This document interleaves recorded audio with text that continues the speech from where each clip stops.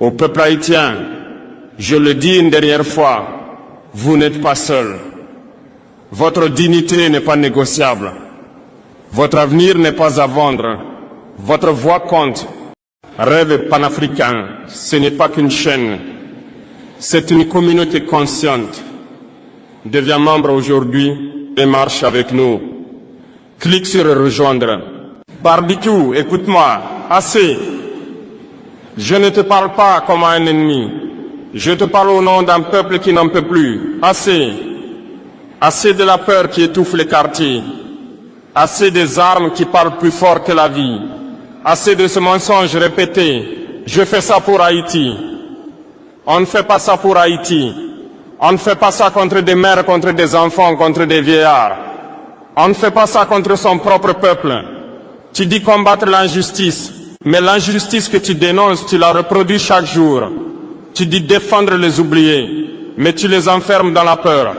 Regarde les rues, regarde les écoles fermées, regarde les hôpitaux vides, regarde les cercueils trop petits. Ce n'est pas une lutte, c'est une prise d'otage. Tu parles de révolution, mais la révolution n'est pas le règne de la terreur. La révolution, c'est rendre la dignité, pas la confisquer. C'est ouvrir l'avenir, pas le brûler. Barbecue, ne te cache plus derrière le mot peuple. Le peuple n'est pas ton bouclier, le peuple n'est pas ton alibi, le peuple n'est pas ton arme. Le peuple haïtien souffre déjà assez. Il n'a pas besoin d'un nouveau maître de la peur. Il a besoin de respirer, de vivre, de construire. Tu veux être entendu? Arrête de terroriser. Tu veux être respecté? Commence par respecter la vie. Parce que la vérité est simple et elle fait mal. La peur ne libère jamais une nation. Elle la brise. Et aujourd'hui, Haïti se brise. Mais écoute bien ce que je vais te dire maintenant. Parce que ce n'est que le début. Et parce que l'histoire n'a jamais été tendre avec ceux qui confondent la force et la terreur. Barbecue, tu t'es donné un rôle que personne ne t'a confié. Tu t'es proclamé porte-voix d'un peuple que tu réduis au silence. Écoute-moi bien, les armes ne donnent aucune légitimité. Elles donnent seulement le pouvoir de faire peur. Et la peur n'est jamais un mandat. Tu dis, l'État a échoué, donc j'agis. Mais remplacer un État défaillant par la terreur, ce n'est pas agir, c'est aggraver la chute. Quand l'État tombe, ce n'est pas le chaos qui doit régner. Ce sont les consciences qui doivent se lever. Pas les fusils, pas les barrages, pas la loi du plus armé. Tu veux parler de justice? Alors réponds à une question simple. Qui t'a donné le droit de décider, qui vit dans la peur et qui respire librement? La justice ne s'impose pas par la panique. Elle se construit par des règles, par des institutions, par le respect de la vie humaine. Tu parles de système corrompu. Mais la corruption change seulement de visage quand elle se met en armes. Le peuple ne change pas une oppression contre une autre. Il se libère de toutes. Barbecue. Chaque fois que tu dis « je protège » et que des familles fuient, tu mens. Chaque fois que tu dis « je résiste » et que des enfants ne vont plus à l'école, tu mens. Chaque fois que tu dis « je défends Haïti » et que des quartiers entiers vivent enfermés, tu mens. La vérité est dure, mais elle est nécessaire. Tu ne représentes pas la nation. Tu représentes la peur que la nation subit. Tu crois peut-être que l'histoire t'écoute avec admiration. Mais l'histoire est froide. Elle ne romantise pas la violence.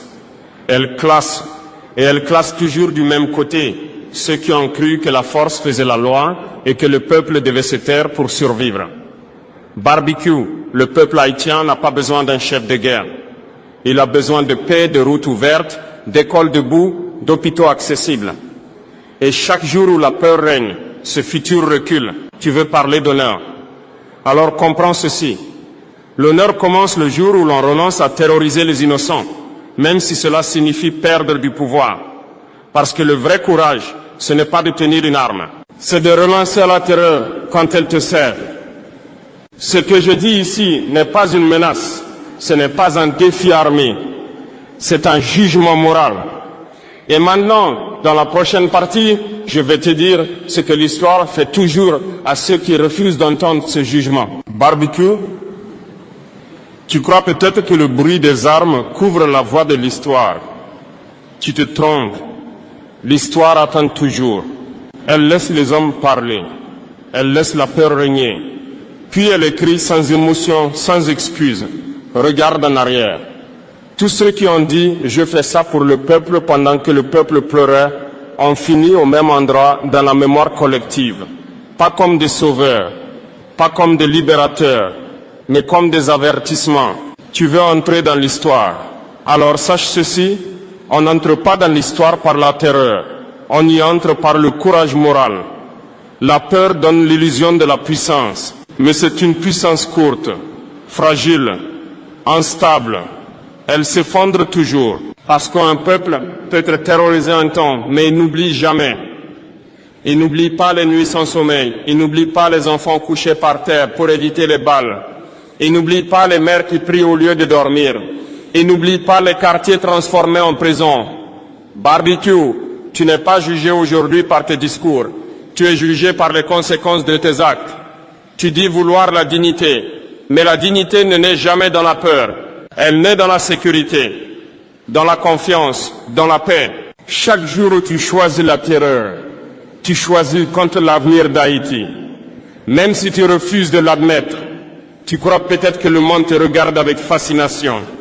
Mais le monde regarde Haïti avec tristesse. Et il se demande quand est-ce que la peur cessera de parler à la place du peuple. Barbecue, la violence ne te rend pas incontournable. Elle te rend responsable. Responsable de chaque école fermée. Responsable de chaque commerce détruit. Responsable de chaque famille déplacée. Responsable de chaque espoir brisé. Et l'histoire, elle, ne négocie jamais avec les responsables. Elle tranche. Tu peux continuer à t'enfermer dans la justification, ou tu peux faire face à la vérité.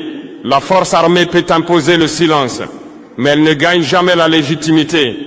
La légitimité vient du peuple libre, pas du peuple terrorisé. Dans la prochaine partie, je vais te parler du choix qui reste. Pas un choix militaire, pas une menace, mais le dernier choix moral que l'histoire laisse toujours à ceux qui sont allés trop loin. Barbecue, à ce stade, il ne reste plus de discours pour te convaincre. Il ne reste qu'un choix. L'histoire laisse toujours un moment précis où l'homme comprend qu'il est allé trop loin. Ce moment, c'est maintenant. Ne te mens plus. Tu sais ce que la peur fait aux innocents. Tu sais ce qu'elle fait aux enfants. Tu sais ce qu'elle fait au quartier. Et tu sais ce qu'elle fait à ton propre nom. Tu peux continuer, imposer, menacer, fermer des routes, des écoles, des vies. Mais alors tu assumes entièrement ce que tu deviens. Ou bien tu peux t'arrêter. S'arrêter, ce n'est pas capituler. S'arrêter, c'est reprendre sa responsabilité d'homme. C'est dire, j'ai fait du mal, j'arrête d'en faire. Le courage ultime n'est pas de tenir une arme plus longtemps. Le courage ultime est de rompre avec la logique de la terreur, quand elle te donne encore du pouvoir. Barbecue, aucune cause ne justifie qu'un peuple vive enfermé. Aucune injustice ne justifie que la peur remplace la loi. Aucune colère ne justifie que l'avenir d'une nation soit pris en otage. Tu parles souvent de respect. Alors écoute ceci. Le respect commence le jour où l'on renonce à terroriser. Tu veux être autre chose qu'un symbole de peur. Alors pose les armes de la terreur. Tu veux être autre chose qu'un nom qui divise. Alors rends au peuple ce que tu lui as pris, la sécurité.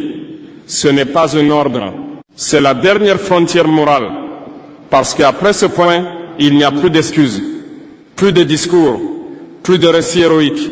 Il n'y a que la mémoire des victimes et le verdict de l'histoire. Barbecue, personne ne te demande d'être un héros. On te demande d'arrêter d'être un bourreau moral. Haïti n'a plus besoin de peur. Haïti a besoin de silence des armes, de routes ouvertes, de mains libres, de lendemain possible. Tu as encore le pouvoir de choisir qui tu seras quand la peur se retirera. Parce qu'elle se retire toujours.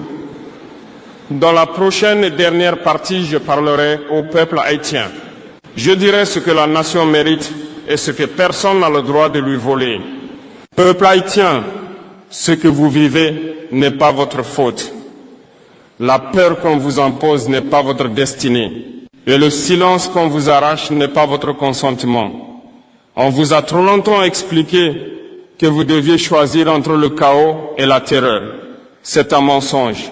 Un peuple n'a jamais à choisir la peur pour survivre.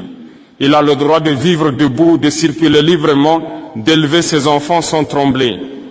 À ceux qui prennent votre nom pour justifier la violence, je le dis clairement, le peuple haïtien n'est pas une excuse. Il est une promesse. On peut fermer des routes, on peut bloquer des quartiers, on peut imposer le silence un temps, mais on ne confisque jamais l'âme d'un peuple. Haïti est né d'un refus, pas d'un refus de vivre, d'un refus d'être écrasé. Et ce refus, il ne s'exprime pas par la terreur entre frères. Il s'exprime par la dignité, par la solidarité, par la reconstruction patiente. Peuple haïtien, ne laissez personne vous convaincre que la peur est normale. Elle ne l'est pas. Ne laissez personne vous dire que vous méritez de vivre enfermé. Vous ne le méritez pas. Ne laissez personne parler en votre nom pendant qu'il vous prive d'avenir. À ceux qui tiennent les armes de la terreur, je dis ceci une dernière fois.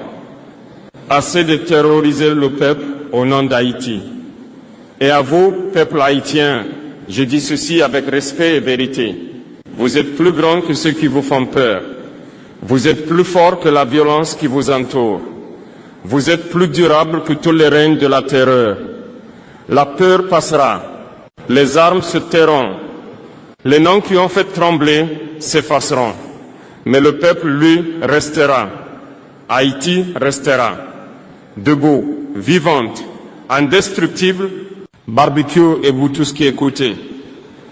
Quand les armes se taisent et elles se tairont, il reste une question que personne ne peut esquiver. Qu'avons-nous fait de notre conscience? La force peut imposer le silence, mais la conscience finit toujours par parler. Elle parle dans le regard des enfants, dans le sommeil brisé des mères, dans la mémoire des rues. À ceux qui ont choisi la peur comme raccourci, je dis ceci. Aucun pouvoir n'est durable s'il détruit la vie qu'il prétend défendre. Haïti n'a pas seulement besoin de sécurité. Elle a besoin de vérité, de réparation morale, de réconciliation sans mensonge. Reconstruire, ce n'est pas oublier. Reconstruire, c'est nommer le mal, y renoncer et changer de chemin.